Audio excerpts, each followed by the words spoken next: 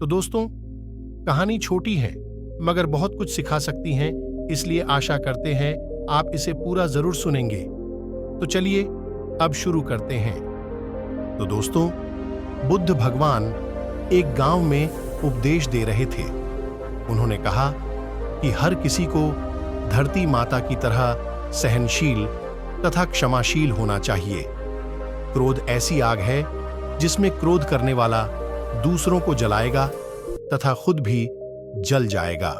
सभा में सभी शांति से बुद्ध की वाणी सुन रहे थे, लेकिन वहां स्वभाव से ही अतिक्रोधी एक ऐसा व्यक्ति भी बैठा हुआ था जिसे ये सारी बातें बेतुकी लग रही थीं।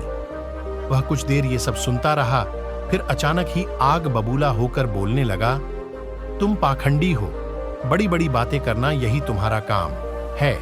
तुम लोगों को भ्रमित कर रहे हो। तुम्हारी ये बातें आज के समय में कोई मायने नहीं रखती।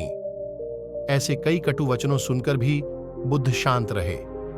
अपनी बातों से ना तो वह दुखी हुए, ना ही कोई प्रतिक्रिया की। यह देखकर वह व्यक्ति और भी क्रोधित हो गया और उसने बुद्ध के मुंह पर थूककर वहां से चला गया। अगले दिन जब उस व्यक्ति का क्रोध शांत हुआ तो उसे अपने बुरे व्यवहार के कारण पछतावे की आग में जलने लगा और वह उन्हें ढूंढते हुए उसी स्थान पर पहुंचा। पर बुद्ध कहाँ मिलते, वह तो अपने शिष्यों के साथ पास वाले एक अन्य गांव निकल चुके थे। बुद्ध ने पूछा, कौन हो भाई, तुम्हें क्या हुआ है, क्यों क्षमा मांग रहे हो? उसने कहा, क्या आप भूल गए, मैं वही हूं जिसने कल आपके साथ बहुत बुरा व्यवहार किया था। मैं शर्मिंदा हूं, मैं मेरे दुष्ट आचरण की क्षमा याचना करने आया हूं।